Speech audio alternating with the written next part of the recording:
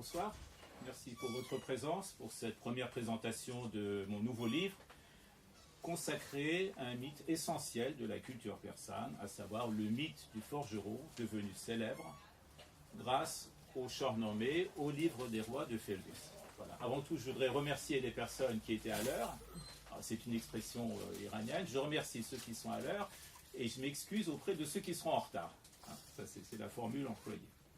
Voilà. Alors, le livre des rois, ces derniers temps, il y a eu très peu d'études là-dessus et donc je suis ravi de pouvoir un peu contribuer à une connaissance du livre des rois. Malheureusement, il est peu connu en France.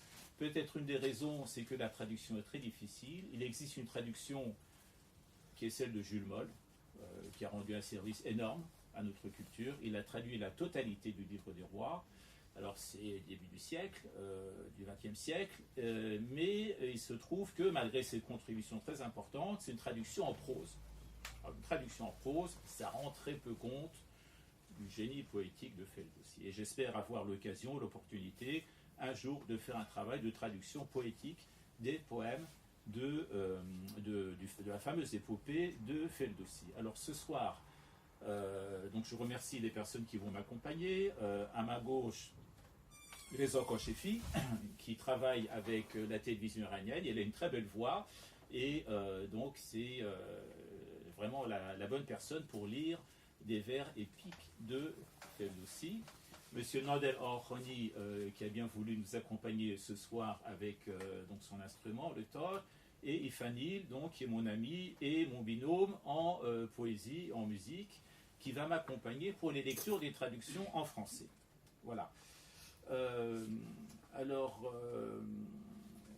Nous allons commencer en musique et en poésie pour donner un peu le ton, un peu une mise en bouche. Et ce sera une forme d'hommage déjà en un premier temps au livre de Ferdowsi. Je voudrais aussi peut-être un petit clin d'œil. J'aime bien imaginer que ce soir l'âme de Ferdowsi plane au-dessus de nous et que ça lui ferait plaisir, il frémirait de bonheur en apprenant qu'hier les Perses ont vaincu les Arabes. Alors on ne va pas dire que c'était le foot parce qu'il ne va pas comprendre qu'est-ce que c'est le foot. Et on ne dira pas non plus que c'est un joueur arabe qui a tiré dans leur propre but. Voilà. Mais bon, c'est ça de gagner, c'est déjà ça. Voilà. Alors donc, j'invite mon ami Reza Koshefi, s'il veut bien, à lire donc le premier poème, qui est l'épitaphe qui se trouve sur le tombeau de Ferdowsi en persan, et j'en lirai la traduction en français. Ce seront mes propres traductions.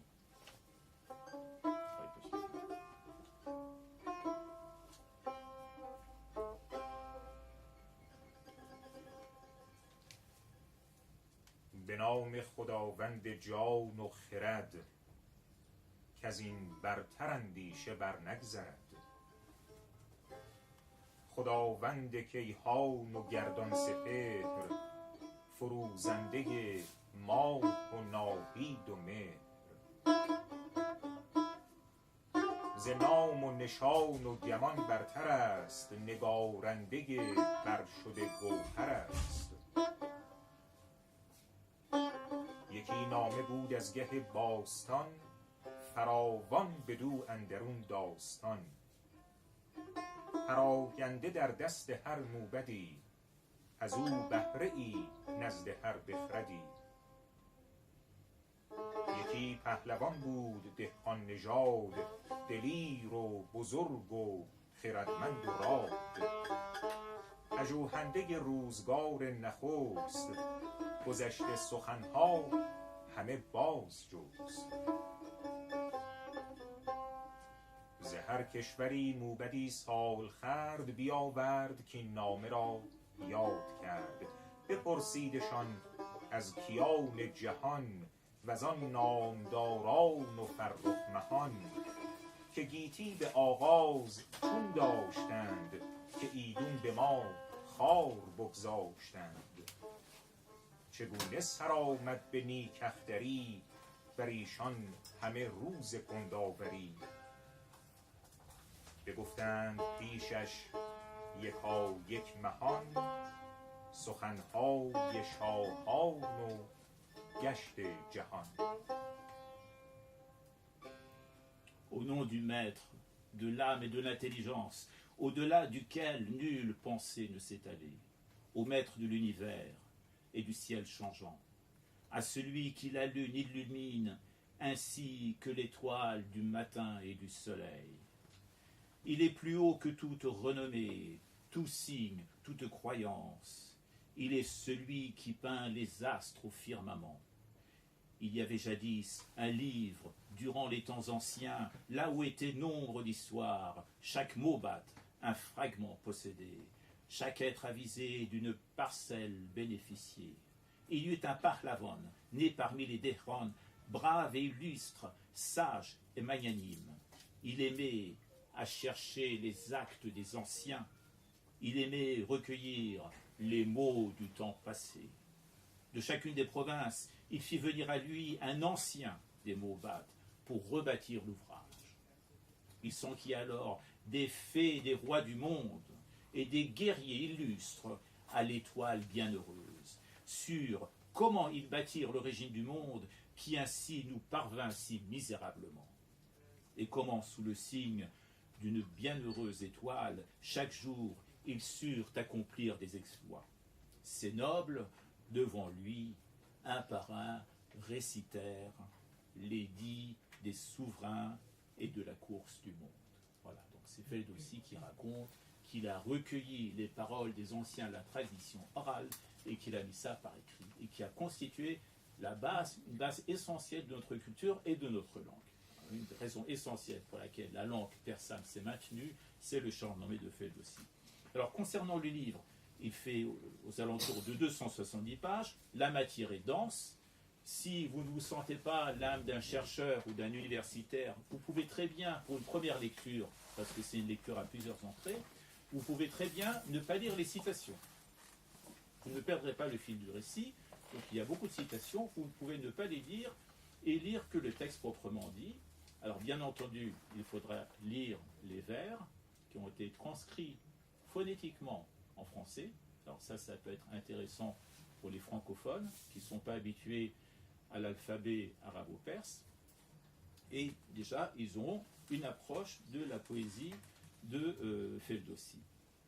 Et donc j'ai fait ce travail qui était énorme de transcrire en français tous les passages concernant les métallurges et les artisans en général dans le livre des rois. Voilà, c'était un travail considérable et tout ça en phonétique. Donc les Français y trouveront aussi leur compte. Alors la composition du livre, une première partie, c'est dédiée à la complexité de la figure de l'artisan des métaux et son rang dans les différentes sociétés. Quelle est la place de l'artisan des métaux dans les différentes sociétés et sa fonction dans les structures mythiques, aussi bien en Iran que dans les autres pays. La deuxième partie, c'est la présentation de toutes les occurrences du Shahnameh. Alors j'ai dû lire tout le Shahnameh pour faire ça. Et je peux vous dire que ça prend du temps.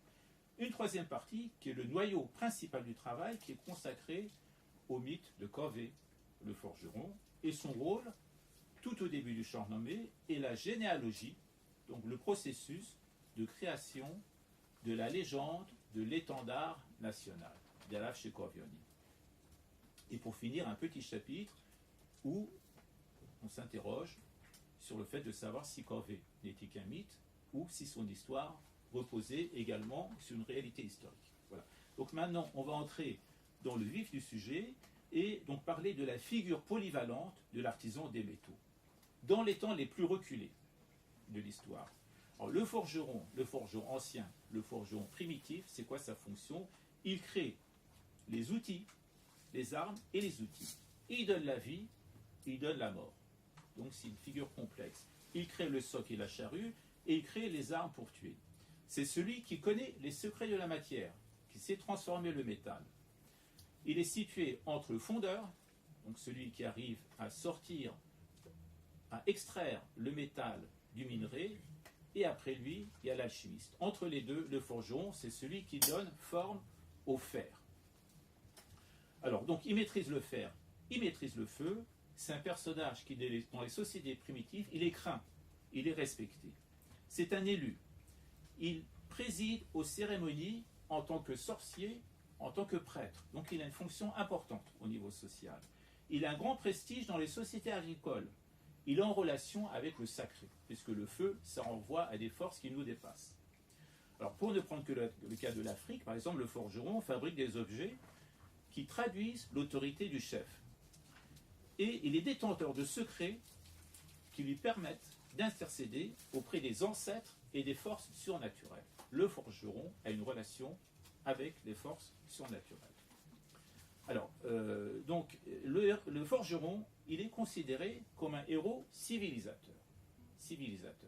Et à ce moment-là, donc ça va me permettre de faire la transition avec le livre des rois, avec les tout premiers chapitres du livre des rois qui sont consacrés aux rois civilisateurs qu'on appelle Pishdodion, les Pishdadiens. Alors, Pishdadiens, ça veut dire quoi? C'est composé de deux parties, Pish, Dodé. Dans la langue avestique, c'est Paradota, et Para, ça veut dire les premiers, et Dota, ça veut dire donner.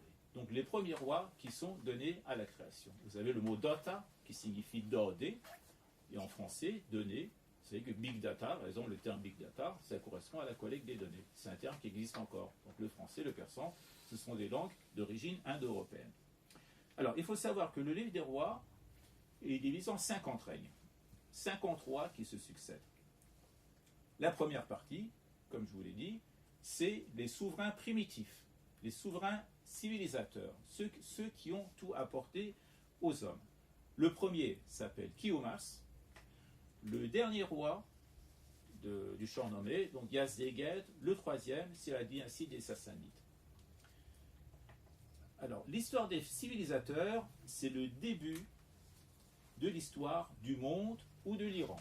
Dans le champ nommé, c'est la même chose. Le monde et l'Iran, c'est la même chose, pas de différence. Alors, je vais vous les énumérer pour que vous puissiez bien réaliser l'importance de la figure du forgeron dans ce processus. Le premier roi, il s'appelle Kiomas. Gayamartan, en avestique, ça veut dire le premier créé. Il règne 30 ans. Il est le premier à pratiquer la justice et à enseigner aux hommes à s'habiller et à se nourrir. Donc, roi civilisateur. Deuxième roi, Hushang. Il va régner 40 ans. En avestique, Haoshianha, qui signifie le bon choix. Alors, ce qu'on constate, c'est que ces rois-là sont ceux qui maîtrisent le savoir technique. C'est eux qui apportent le savoir technique, et non pas les artisans. Ce sont les rois. Par exemple, Hushang, il va maîtriser le feu, il invente l'art du forgeron. Donc, c'est un roi qui va le faire. Donc, c'est toute la différence. Nous avons ensuite Tahmuras. Tahmuras va régner 30 ans. Tahmuras, en avestique, Tahma Orupa.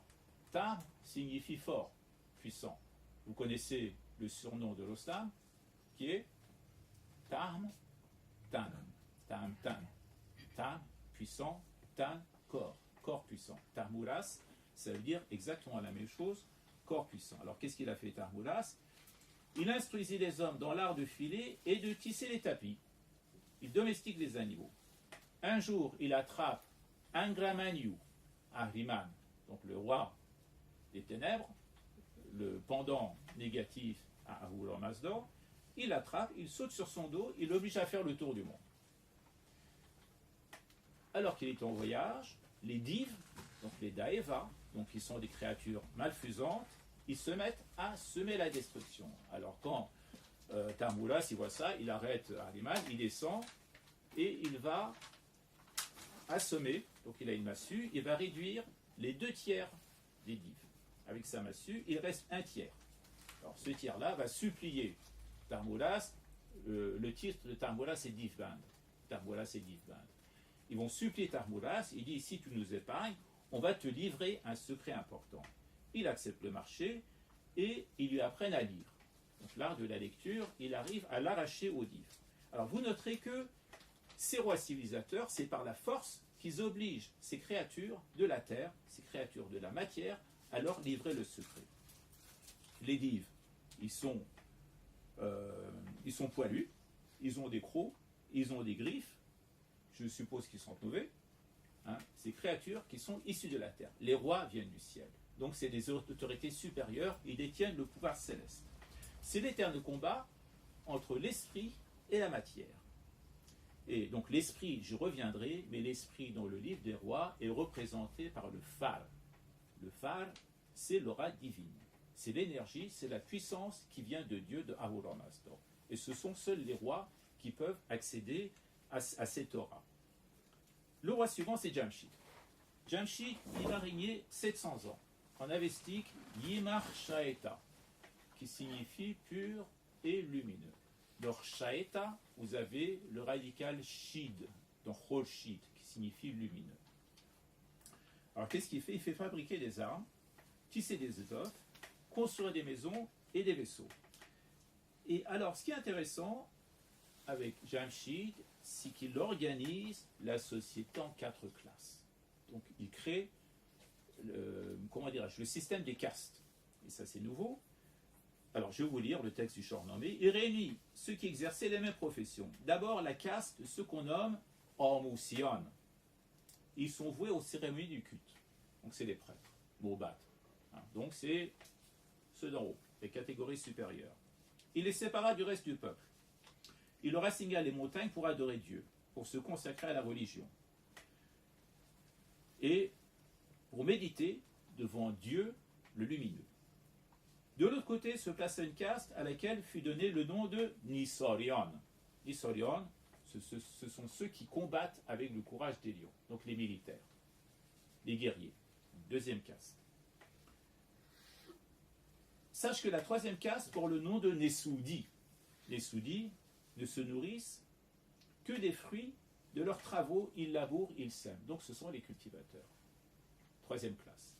Et la quatrième classe, donc ceux d'en bas, est celle des Obnuchushi, qui sont actifs pour gain et pleins d'arrogance. Les métiers sont leur occupation et leur esprit toujours en souci. Donc ils sont dans la galère, toute leur vie c'est le travail et rien d'autre. Il assigne à chacun la place qui leur convenait et leur indiqua la voie pour que tous comprissent leur position. Et attention, chacun sa place. Il ne faut pas mélanger les catégories. Alors, qu'est-ce qui se passe avec Jamshid, donc qui était un roi puissant? Au bout d'un certain temps, il a la grosse tête. Il devient fier et il pense que tout ça, ça vient de lui. Comme il devient fier, il devient orgueilleux, il perd le phare.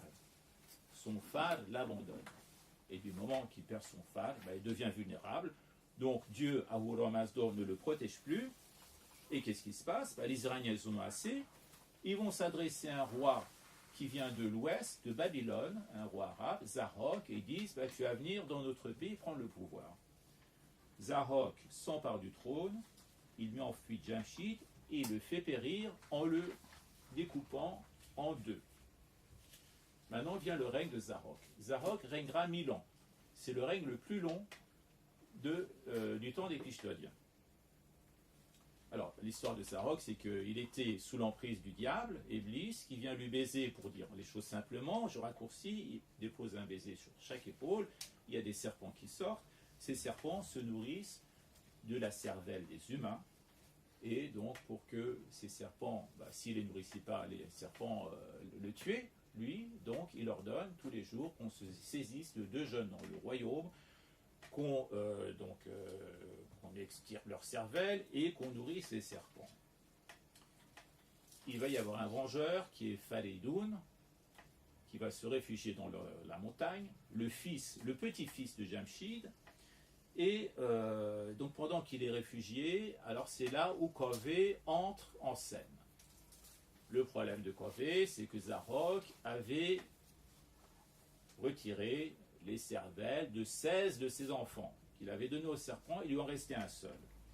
Il se rebelle, il se révolte, il va dans le marché pour soulever le peuple et il met au bout d'une lance le tablier de cuir qu'il porte autour de la taille comme signe de ralliement. Pour rallier le peuple, pour le conduire auprès de Féridou, pour lui dire voilà, ton heure est venue, c'est le temps de la vengeance, et il les emmène donc du côté du palais de Zarok, et c'est là où Faridoun parvient à abattre Zarok, et Féridoun décide que ce tablier de forgeron qui se trouve au sommet de la lampe, il va en faire le drapeau national de l'Iran, qu'on appellera Derafché Kovion. Et Zarok, il est enchaîné dans une crevasse du mont Damavand. le règne de Félédoun, 500 ans, avec lui, le phare, il revient sur les rois de Perse. Les rois de Perse retrouvent le phare. Félédoun, il a 3 fils, Iraj, Salm, Tour. Il décide de les mettre à l'épreuve, il prend la forme d'un dragon, il va les attaquer pour voir comment réagissent leurs fils, s'ils sont dignes de leur rang. Le premier, Salm, c'est un trouillard, il se sauve tout de suite. Il tourne les talons, il se sauve. Le deuxième, Tour, celui-là, c'est un violent, il ne réfléchit pas, il prend un sabre, il attaque tout de suite. Le troisième, Iraj, qui est le plus intelligent, en même temps courageux, il s'adresse au dragon et lui dit « Attention à ce que tu fais, si tu as entendu parler de Félédoun, tu vas avoir de gros problèmes. En plus, on est 3, tu es seul. » À ce moment-là, Félédoun, qui s'était métamorphosé en dragon, réalise qu'en fait, ce fils est le plus valeureux et le plus intelligent, et il fait la partition. Il divise le monde en 3 contrées. Il décide de donner l'Ouest, donc l'Asie mineure, l'Empire de Rome, à Salm, l'Est, à savoir l'Asie centrale, le pays des Turcs et des Chinois, à Tours, et le centre, donc qui était le pays le plus prospère, à Iraj, donc qui devient le roi de l'Iran, et ça devient le début d'une longue série de guerres entre les 3 frères. Alors je vais juste vous lire les 2 distiques, dont les vers qui racontent dans le chant nommé la répartition de ces royaumes. Shosho hinchenindid kerdor echar, kazu irajashro nabot hichbar, ikiru mochavar degar torkochin, sevom dashte gordane iran zamin. Et alors il est à noter que c'est la première apparition du mot Iran dans le livre des rois. Et donc si on a un peu de temps, je vais revenir là-dessus sur ce mot Iran. Donc le livre des rois composé au Xe siècle, et qui renvoie en même temps une tradition littéraire au moins 6 siècles avant Jésus-Christ. Et je reviendrai à cette citation parce qu'il y a eu un buzz, il n'y a pas longtemps, avec le livre de Bernard-Henri Lévy, je ne sais pas si vous êtes au courant, qui a écrit un livre, L'Empire et les 5 rois, où il raconte, alors c'est une contre-vérité bien entendu, que sous Reza Shah, il y a eu un accord entre l'Allemagne nazie et Reza Shah pour que on utilise le mot d'Iran au lieu de Perse. Voilà. Et donc je reviendrai sur ce sujet tout à l'heure si on a un peu de temps. Voilà. Et donc le dernier roi Pishdodi va s'appeler Gashos. Ce sera le dernier roi de la famille des rois mythiques, des premiers civilisateurs, qui lui vengera Iraj, parce que Iraj va se faire tuer par ses frères qui donc souhaitent reprendre son royaume. Voilà. Alors, je vais revenir sur la figure de Corvée, qui est ce qui nous intéresse en premier. On apprend qu'il est à l'origine d'une insurrection populaire contre Zarok, l'usurpateur. Alors, son intervention est décisive pour que Félédoun reprenne le pouvoir. Mais là, on peut s'interroger, est-ce que Corvée est à la bonne place? Est-ce que c'est son rôle? Dans l'histoire mythique, je parle toujours des structures mythiques. Et si on se base sur la méthode de la mythologie comparée, on voit que sa place n'est pas là. On voit qu'il n'a pas de rôle politique. Comme une sorte de Spartacus, si vous voulez, qui va soulever le peuple. Et j'ai fait une comparaison avec d'autres mythologies, une dizaine de cas de figure, qui sont similaires, et pour montrer quelle est la fonction du forgeron entre Félédoun et Zarok, entre ces 2 figures. Et donc je vais en un premier temps planter le décor primitif, le décor naturaliste. Là, je parle de peuples primitifs et leur mode d'imagination, les mythes primitifs. Dans les mythologies, dans l'imagination primitive, les peuples essayent d'interpréter avec une logique humaine des phénomènes naturels. Le soleil, la pluie, la sécheresse, l'orage, le rythme des saisons, il est un phénomène en particulier qui est interprété de cette manière, qui est l'orage. Alors, vous allez voir où je vais en venir. Alors, comment ça se passe, ce scénario? Chez les peuples primitifs, il n'y a plus sur Terre, il n'a pas plu sur Terre depuis longtemps, la sécheresse est installée, la Terre ne produit plus, la faim menace les populations, tous les regards sont tournés vers le ciel. Un jour, le ciel va s'obscurcir, il y a des nuages qui se forment, qui prennent un air menaçant, et puis on entend le tonnerre. On assiste à des phénomènes qui ont des airs de bataille, de combat dans le ciel. La foudre, les éclairs qui traversent les nuages, sombres et épais. Les éclairs qui traversent les nuages, comme une sorte de combat au niveau cosmique. Et enfin, la pluie se met à tomber pour abreuver la terre et la nourrir à nouveau. Ça, c'est la météorologie. Mais dans l'imagerie primitive, comment ça se passe? Ils imaginent qu'un monstre ophidien, en forme de serpent, c'est le nuage, donc c'est la représentation du nuage qui retient la pluie, qui crée la sécheresse. Alors pourquoi un serpent? Ou bien un dragon. Un serpent, un dragon. Alors pourquoi un serpent? Vous savez que le serpent, c'est un animal qui est maléfique. Dans la Bible, c'est le serpent qui conduit Adam à aller goûter, à faire le péché originel, à goûter l'arbre, donc le fruit de l'arbre du savoir. Les dragons, ce sont des créatures qui protègent, ou plutôt qui empêchent le héros d'arriver soit à un trésor, soit à la princesse qui est retenue en otage. Donc ce sont des créatures maléfiques. Le serpent, ça n'a pas de plumes, ça n'a pas de poils, ça n'a pas d'ongles. C'est un animal primaire, c'est le niveau zéro de la création. Il sort de la terre, il sort du trou, il revient dans son trou après qu'il a fait le mal, et dans la tradition biblique, il est dit, donc, le destin de l'homme, c'est d'écraser le serpent avec son talon. Et toujours dans la tradition biblique, vous avez l'image de Saint Michel qui terrasse le dragon. Donc ce sont des animaux maléfiques qui symbolisent le chaos. Donc cet animal est assimilé aux nuages qui retiennent la pluie, qui créent la ruine, qui crée la désolation, qui crée la sécheresse. En face, vous avez un dieu lumineux, un dieu solaire. Et une guerre va s'engager entre ces deux-là, et le dieu lumineux, le dieu solaire, va faire en sorte à anéantir le dragon et à libérer les eaux de pluie. À libérer les eaux de pluie. Entre les deux, il y a le forgeron. Alors, ça, c'est le rôle primitif, ça, c'est le vrai rôle du forgeron, qui va forger l'arme, qui fait penser à l'éclair, à la relation avec l'éclair, qui va avoir la forme d'une massue. Et c'est avec cette massue que le dieu solaire va abattre le dragon qui retient les eaux de pluie. Ça, c'est le scénario mythique. Et donc, j'ai établi des parallèles avec d'autres mythologies. Ça, c'est donc le tableau où tout est, donc tout part de là. Donc le tableau qui est à la page 40, où vous avez cette mise en parallèle avec les autres mythologies. Alors, je vais vous les énumérer. Alors, je vais plutôt prendre mon propre livre parce qu'il est plus précis. Excusez-moi. J'ai mis des indications.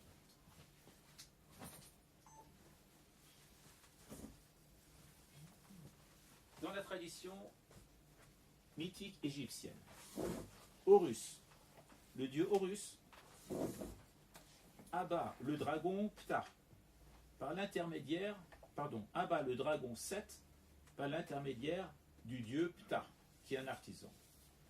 Dans la mythologie sumérienne, le dieu Ninurta va abattre le dragon Assag grâce à la foudre qui est forgée donc par un artisan.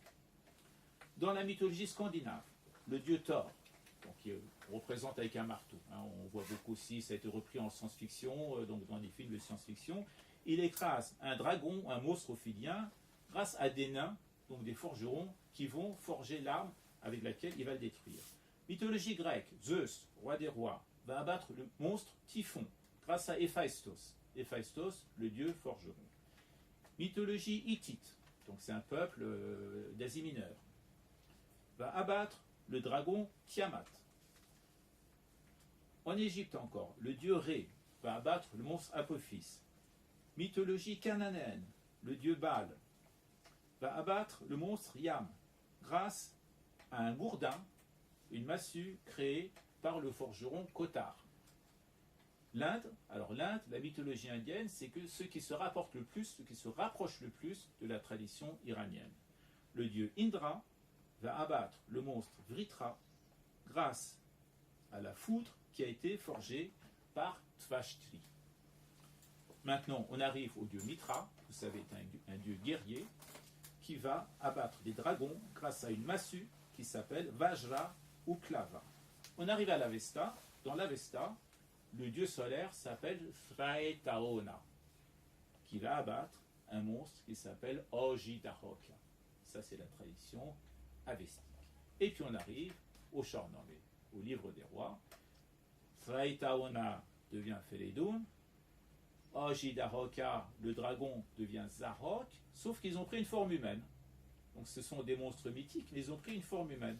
Entre les deux, donc il y a les forgerons. Alors la manière dont ça se passe, c'est que Félédoun, donc Kove le forgeron n'intervient pas. Par contre, Félédoun, lui, il va commander à des forgerons, un groupe de forgerons anonymes, de créer une massue qu'il dessine. Il leur donne la forme. Donc il prend la place. Il prend la place de Kove et c'est lui qui va créer l'arme, qui va être à l'origine de l'arme. Et les forgerons anonymes, donc le groupe des forgerons, vont devenir des exécutants. Voilà. Donc, alors, il y a une explication. On a parlé tout à l'heure du système des castes. Kove n'a pas sa place à côté du roi dans le Shahnameh. Il avait sa place dans la mythologie primitive. Par contre, là, non. Donc, il est forgeron, il est au 4e niveau. Donc, il ne peut pas intervenir à ce moment-là. Et c'est pas tout. Donc, l'originalité du mythe du forgeron dans le Shahnameh, et donc ça aussi, c'est, si vous voulez, un aspect de ce récit qu'on voit nulle part ailleurs. Il y a un élément en plus qui est le peuple. On dit qu'est-ce que le peuple vient faire ici entre Félédoun et Zarok.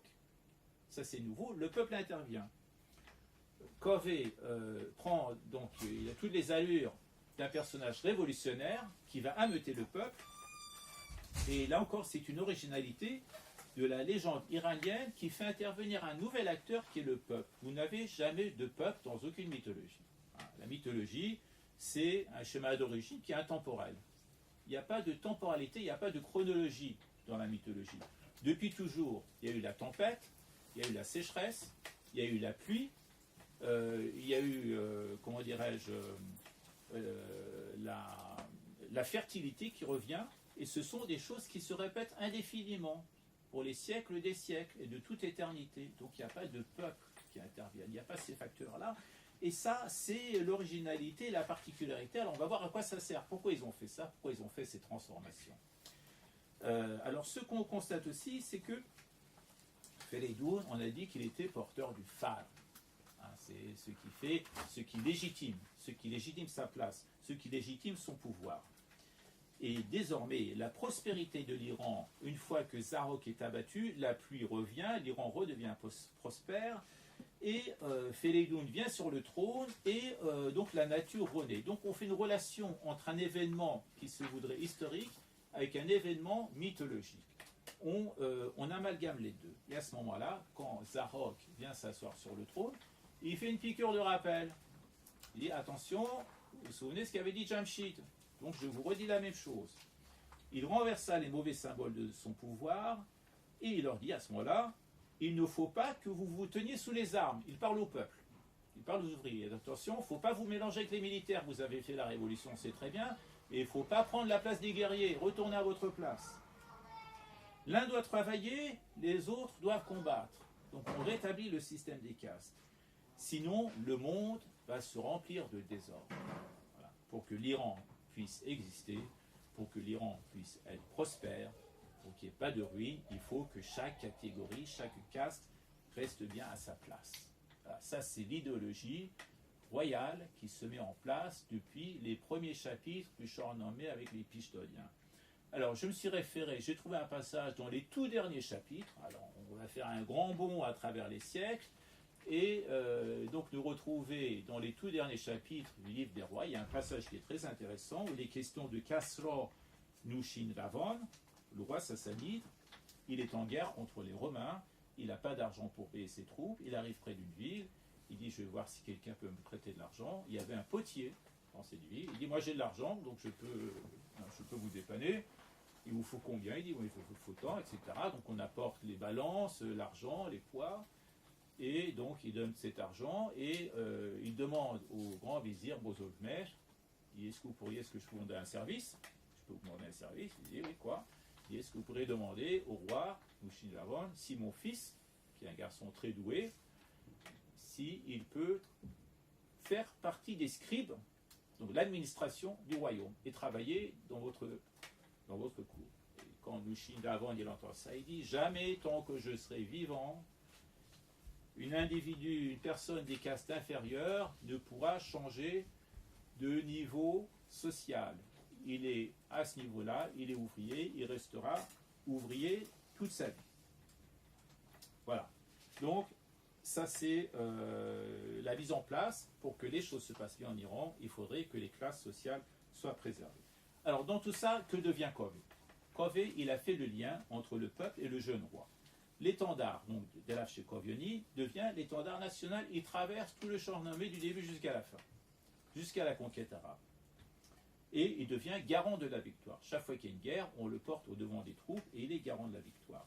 Le nom attribué à ce drapeau, d'Elaf Shekovioni, on pensait que c'était à cause du nom de Kové. Mais ce n'est pas la raison. Ce n'est pas parce qu'il s'appelait Kové que l'étendard s'appelait Kovioni.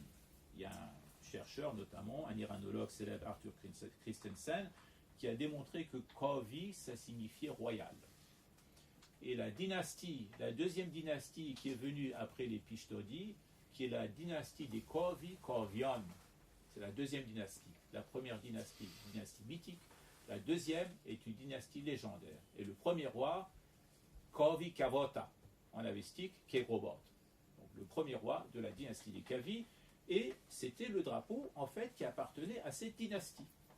Mais on a inventé une légende pour expliquer l'origine de ce drapeau. On a dit que voilà, ça s'appelait Delaf Shekovioni, parce qu'il y avait un forgeron mythique qui a créé ce drapeau. Et c'est pour ça qu'il porte ce nom. Donc c'est pour trouver encore des origines anciennes, des origines mythologiques à ce drapeau. Et donc, comme je vous disais, il y avait la dynastie des Pishtodi qui se termine à Gachos, et tout de suite après, donc, la dynastie des Kayanites. Alors, donc, ça, c'est tout ce que je vous raconte là. C'est une petite partie de ce travail. On retiendra donc ces traditions littéraires qui n'est pas propre à l'Iran. Donc, d'autres traditions, ça existe, dans d'autres cultures. Où, alors, comment ça marche? Les scribes royaux, donc ceux qui écrivent les récits, les légendes, pour donner un caractère éternel au système monarchique, à travers la poésie, les romans, les épopées, on leur donne une ascendance mythique et intemporelle. Voilà. Et c'est cet aspect-là qui, moi, m'a touché le plus dans ma recherche.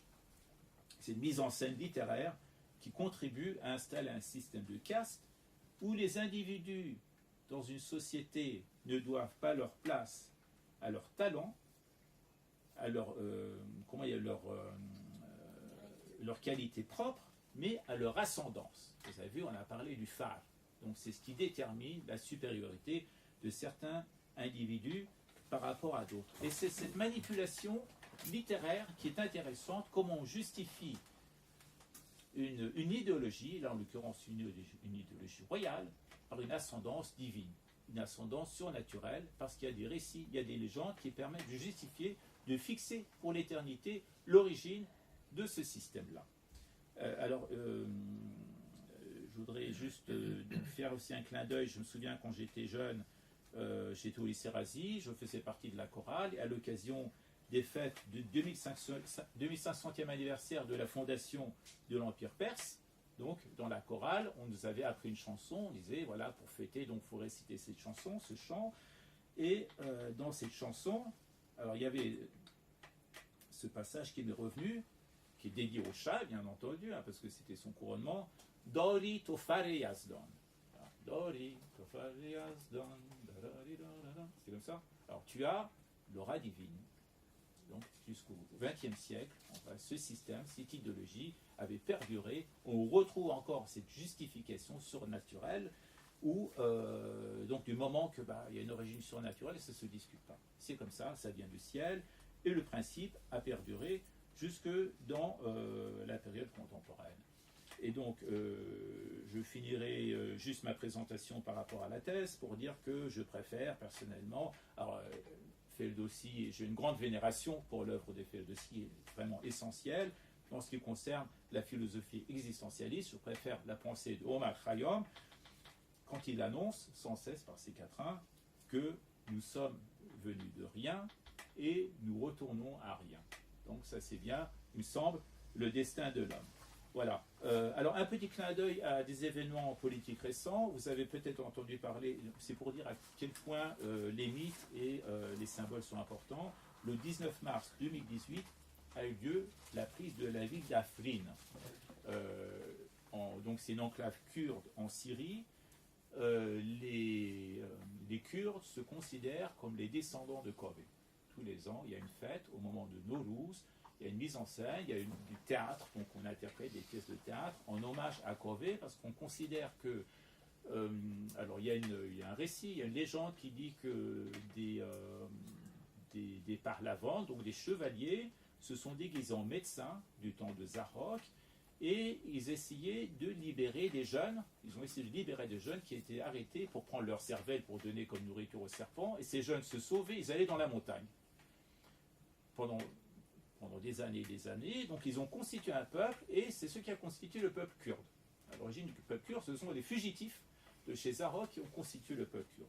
Eh bien, ce 19 mars 2018, l'armée turque est entrée dans cette ville d'Afrin, où vit la communauté kurde, et ils ont abattu la statue de Kové le forgeron, qui se trouvait dans une place principale, c'est dire à quel point donc ces symboles patriotiques, ces symboles nationaux sont importants pour donc exprimer une entité et une nationalité. Alors, qu'est-ce que je pourrais vous dire donc ça, c'était la ville d'Afrin.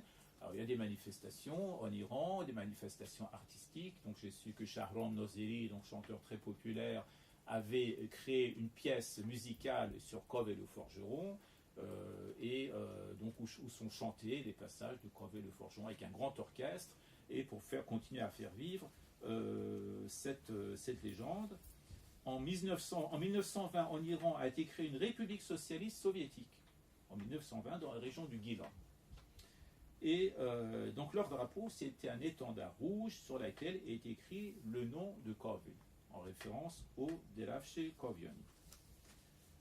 En 1916, un journal a été publié à Berlin, qui se nommait Kové, dirigé par Hassan Tarizodeh, donc un grand intellectuel iranien, et sur la couverture figurait Kové portant l'étendard national. À cette publication avaient participé des grands noms littéraires comme Mohammad Jamalzadeh, et puis des orientalistes connus comme Arthur Christensen et Henri Corbin. Donc ils avaient participé à ça. Et on considérait, donc ce journal considérait qu'il faudrait utiliser plutôt l'étendard de Kové comme emblème national plutôt que le lion et le soleil, parce que l'étendard national était plus ancien. Voilà.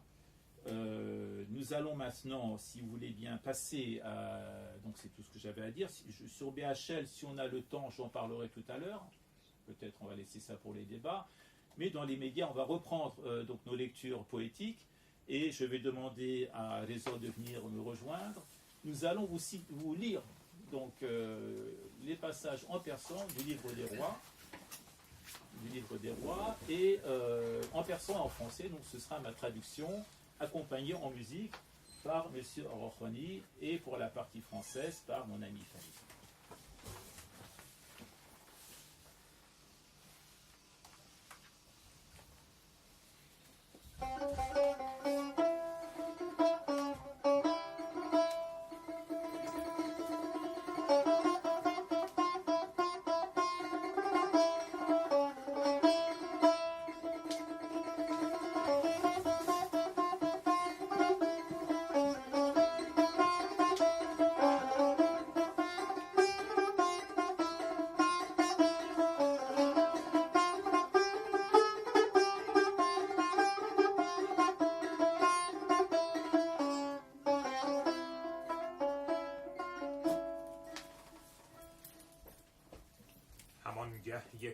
یک ز درگاه شاه برآمد خروشیدن دادخواه. ستم دیده را پیش او خواندند، بر نامدارانش بنشاندند. بدو گفت مهتر به روی دژم، که برگوی تا از که دیدی ستم. خروشید و زد دست بر سر ز شاه، که شاها منم کاوه دادخواه.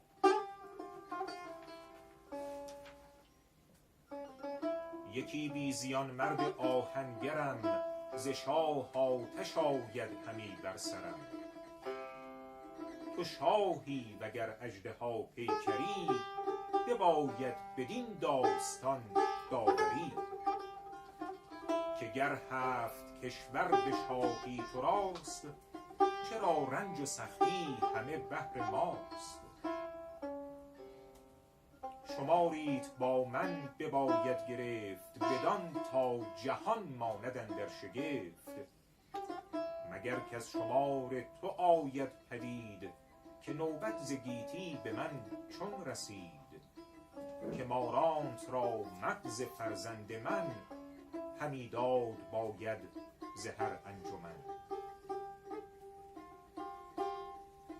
سپهبد به گفتار او بنگرید شگفت آمدش کان سخنها شنید بدو باز دادند فرزند او به خوبی بجستند پیوند او بفرمود از کاوه را پادشاه که باشد بر آن محضر اندر گواه چو برخواند کاوه همه محضرش سبک سوی پیران آن کشورش خروشید که ای پای مردان دیو بریده دل از ترس گیهان خدیو همه سوی دوزخ نهادید روی سپردید دلها به گفتار او نباشم بدین محضر اندر گواه نه هرگز براندیشم از پادشاه خروشید و برجست لرزان ز جای بدرید و بسپرد محضر به پای گرانمایه فرزند او پیش اوی ز ایوان برون شد خروشان به کوی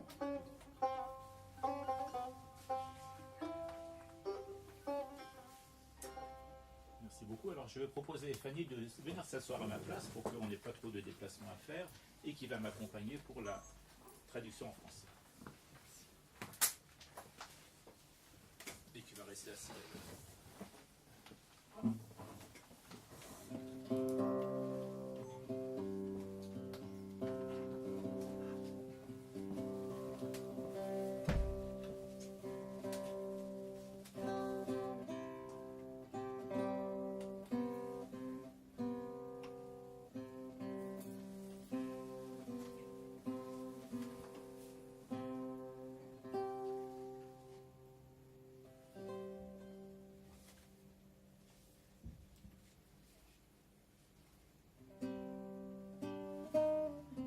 Tout à coup, un cri vint du portail du roi, de celui qui tout réclamait la justice.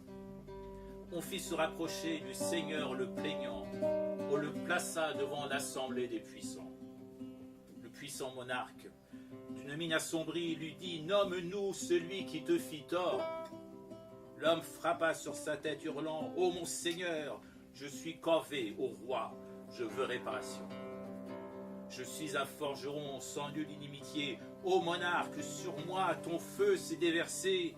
Si tu es souverain dans un corps de dragon, il te faut désormais arbitrer de mon sort. Et si tu règnes ainsi sur les 7 contrées, pourquoi tant de souffrances devrais-je supporter? Tu me dois rendre compte de ce que tu as fait. Le monde ainsi en sera stupéfait. Afin que par ce conte soit enfin dévoilé ce qui de cette terre ainsi m'est advenu. Et comment tes serpents des cervelles de mes fils ont fait leur subsistance à la face de ce monde. Le roi des armées, écoutant ce discours, s'étonna d'entendre semblable propos. Son fils on lui rendit sur les ordres du roi, cherchant à le gagner par de bonnes paroles. Alors à Kaveh, le Seigneur demanda de témoigner ainsi que le firent des nobles. Alors à la lecture d'un tel parchemin, Kaveh se tourna vers les grands du royaume. Il leur dit en clamant « Ô complices du dive, qui avez ignoré toute crainte du ciel, vous tous vers l'enfer, vous êtes détournés. À ces mots, vous avez tous livré vos cœurs. Jamais un tel acte je ne signerai, ni jamais du roi en peine je ne serai. Il se leva, grondant, tremblant de fureur, l'annonce il déchira et le jeta aux pieds. Alors, précédé de son fils malheureux, il sortit de la salle, poussant des cris de rage.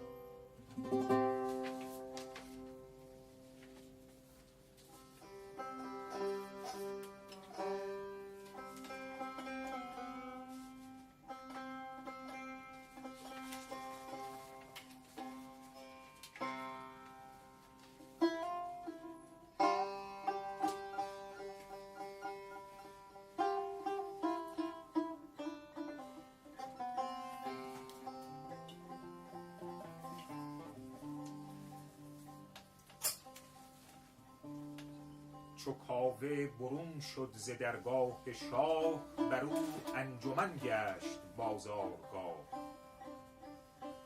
همی برخروشید و فریاد خواند، جهان را سراسر سوی داد خواند. از آن شرم کآهنگران پشت پای بپوشند، هنگام زخم درای. همان کاوه آن بر سر نیزه کرد، همان گه ز بازار برخاست گرد. خروشان همی رفت نیزه به دست، که ای نامداران یزدان پرست. کسی کو هوای فریدون کند، دل از بند ضحاک بیرون کند. بپویید کین مهتر آهرمن است، جهان آفرین را به دل دشمن است. بدان بی بها ناسزاوار پوست، پدید آمد آوای دشمن ز دوست. همی رفت پیش اندرون مرد گرد، جهانی بر او انجمن شد نه خرد. بدانست خود کآفریدون کجاست، سر اندر کشید و همی رفت راست. بیامد به درگاه سالار نو، بدیدندش آنجا و برخاست غو.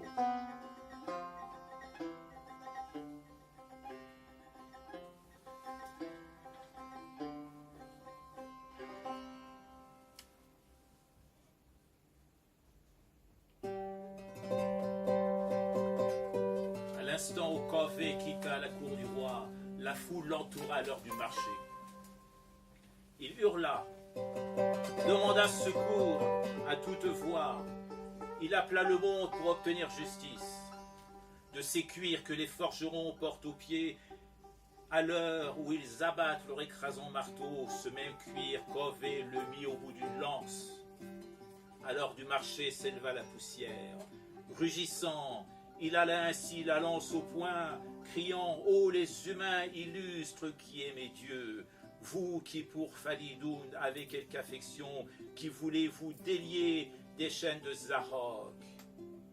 Ainsi parla-t-il, votre maître est un démon, nourrissant dans son âme la haine du Créateur. Ainsi ce tablier, sans valeur et sans prix, permit de reconnaître l'allié de l'ennemi. Ainsi il avança comme un homme aguerri, tout un monde autour de lui vint s'attrouper. Il a pris de lui-même l'asile de Falidoun, tête baissée, jusqu'en ce lieu il avança. Il parvint au portail de ce nouveau seigneur, à le voir de loin, monta une clameur.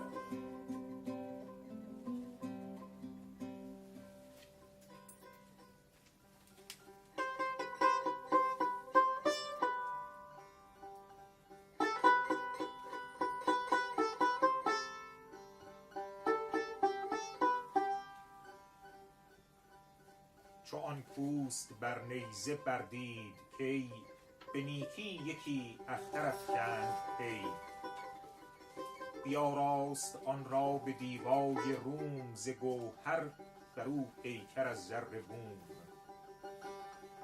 بزد بر سر خویش چون گرد ماه، یکی فال فرخ پیفکند شاه. فرو هشت از او سرخ و زرد و بنفش، همی خواندش کاویا می درفش.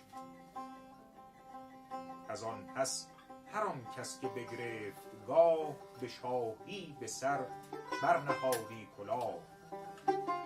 بر آن بی بها چرم آهنگران، برآویختی نو به نو گوهران. ز دیبای پرمایه و پرنیان، بر آن گونه شد اختر کاویان.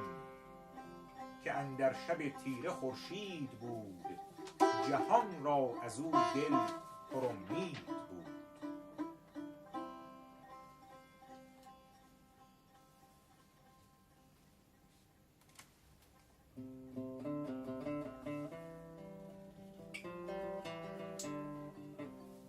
Quand le roi vit le cuir au sommet de la lance, il l'accepta ainsi qu'un signe du destin. Il le fit revêtir de brocart de Rome, l'orna de pierreries sur une trame d'or. Il le couronna d'un globe tel une lune, ainsi il en tira d'avantageux augures. Il l'orna d'étoffes rouges et or et de pourpre, il le fit baptiser étendard des Cavies. Et depuis, tous ceux qui montèrent sur le trône, tous ceux que vint coiffer la couronne royale sur ce modeste cuir que portent les forgerons, ajustèrent sans cesse de tout nouveaux joyaux. Depuis les riches brocarts aux soieries décorées, ils en firent l'étendard éclatant des Cavies, qui dans la nuit obscure brillait tel un soleil, par qui le monde entier redécouvrait l'espoir.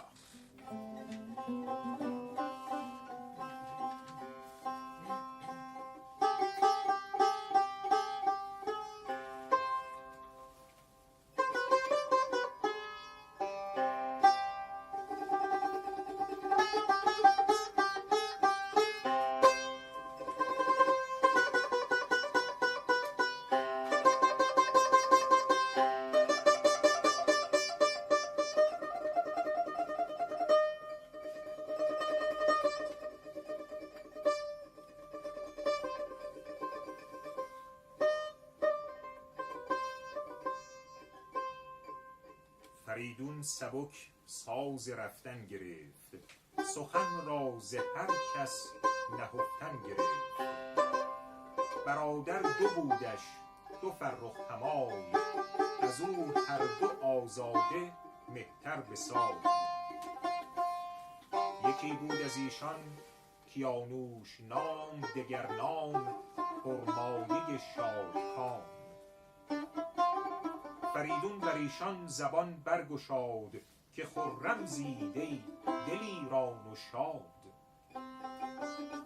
بیارید دانند آهنگران، یکی گرز فرمود باید گران. چو بگشاد لب هر دو بشتافتند، به بازار آهنگران تاختند. هر آن کس کز آن پیش بد نامجوی، به سوی فریدون نهادند روی. جهانجوی پرگار بگرفت زود، وزان گرز پیکر بدیشان نمود. نگاری نگارید بر خاک پیش، همیدون به سان سر گاومیش. بر آن دست بردند آهنگران، چو شد ساخته کار گرز گران. به پیش جهانجوی بردند گرز، فروزان به کردار خورشید گرز. پسند آمدش کار پولادگر، ببخشیدشان جامه و سیم و زر. بسی کردشان نیز فرخ امید، بسی دادشان مهتری را نوید. که گر اژدها را کنم زیر خاک، بشویم شما را سر از گرد پاک. جهان را همه سوی داد آورم، چو از نام دادار یاد آورم.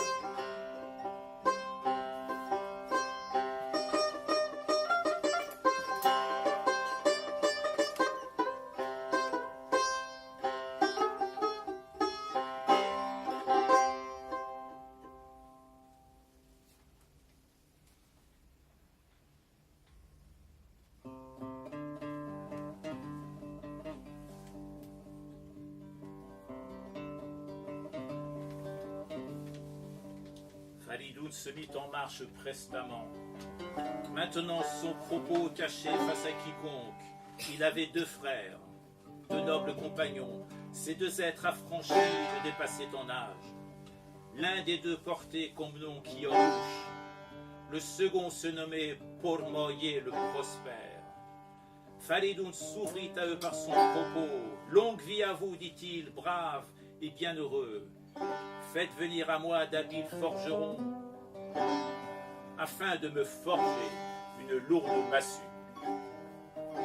À peine eut-il parlé, les 2 se dépêchèrent, allèrent sans tarder au bazar des forgerons. De ceux-ci, tous ceux en quête de renommée, aussitôt se rendirent auprès de Faridoun. Le conquérant alors s'empara d'un compas par lequel il traça la forme d'une massue. Sur la terre à ses pieds, il forma un dessin, celui d'une tête, semblable à celle d'un buffle. Les forgerons alors se mirent à l'ouvrage, et quand fut achevée cette lourde massue, ensemble, ils portèrent devant le conquérant cette massue brillant de l'éclat du soleil. Le Seigneur admira l'œuvre des métallurges, leur offrit des robes, de l'or et de l'argent. De même leur prodigua de glorieux espoirs et nombre de promesses, de grandeurs à venir, leur disant: si je mets sous terre le dragon, de vos têtes je ferai laver toute poussière.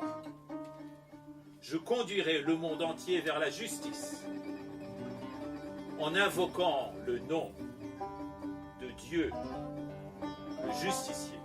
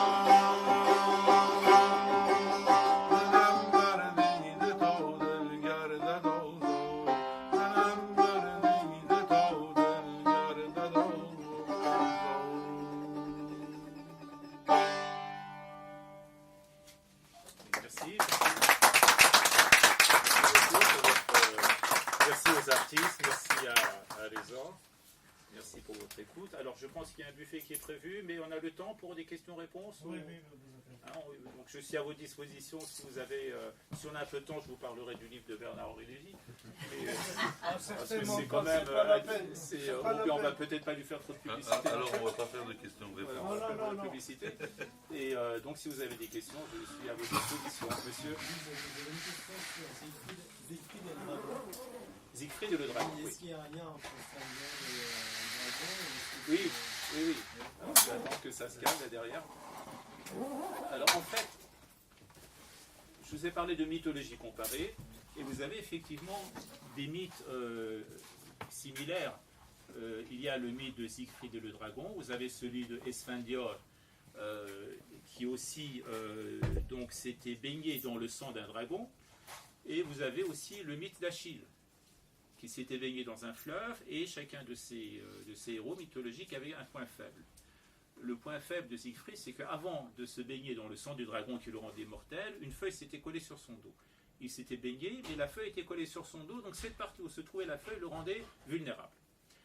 L'histoire de Esfandior qui se fait tuer par l'Ostam, c'est qu'au moment où il s'était mis, donc il s'est trempé dans le sang du dragon, il a fermé les yeux. C'était son erreur, parce que du coup ses yeux devenaient vulnérables. Il aurait dû garder les yeux ouverts. Et c'est comme ça que l'Ostam le tue, avec une flèche à 2 pointes, avec du bois de l'arbre de gaz, donc c'est de l'artégas, qui est le tamarix, qui est une plante sacrée, et le Simurgh lui explique comment tuer Esfandior. Il dit voilà, pour tuer Esfandior, sache que ses yeux c'est le point vulnérable, tu vas créer une flèche avec 2 pointes, et c'est comme ça que tu vas l'abattre. Et le mythe de Achille, c'est que sa mère l'avait trempé aussi dans un fleuve pour le rendre immortel, mais l'avait tenu par le talon.